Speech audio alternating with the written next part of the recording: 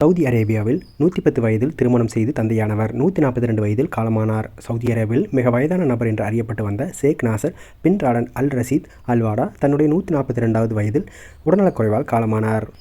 Saudi அரேபியாவின் வரலாற்றில் புதிய நாடான உருவானது முதல் அதன் அனைத்து ஆட்சியாளர்களின் ஆட்சிகளும் இவர் வாழ்ந்திருக்கிறார் என்பது இவரது குடும்பத்தினரின் பெருமிதத்துடன் பகிர்ந்து கொள்கிறார்கள். அதாவது சவுதி அரேபியாவின் நிறுவனர் மன்னர் அப்துல்லாசின் முதல் தற்போதைய முதல்வர் சல்மான் வரை அனைவரின் ஆட்சியில் இவர் பார்த்துள்ளார். இவரது வாழ்க்கை வெறும் நீண்ட ஆயுளுக்கான உதாரணமாக மட்டுமல்லாமல் பக்தி, ஒழுக்கம் ஆகியவற்றுக்கும் முன்னுதாரணமாக மாறியிருக்கிறது.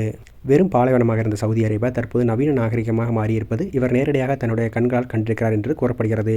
2026ஆம் ஆண்டு ஜனவரி 11ஆம் தேதி இவர் தன்னுடைய 142வது வயதில் காலமானார். இவரது பிறப்பு தேதி துல்லியமாக இருப்பின் இவர் 1800வது ஆண்டுகளில் பிறந்திருக்க வேண்டும். அது சவுதி அரேபியா என்றொரு நாடே இருந்திருக்காது.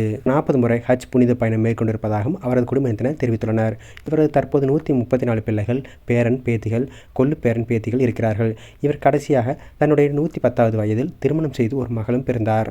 இவரது இறுதிச் சடங்கில் அந்நாட்டின் பல முக்கிய பிரமுகர்கள் பங்கேற்றனர். இவர்களுடன் சுமார் 7000 பேர் இறுதிச் சடங்கில் பங்கேற்று இறுதி மரியாதை செலுத்தியிருக்கிறார்கள்.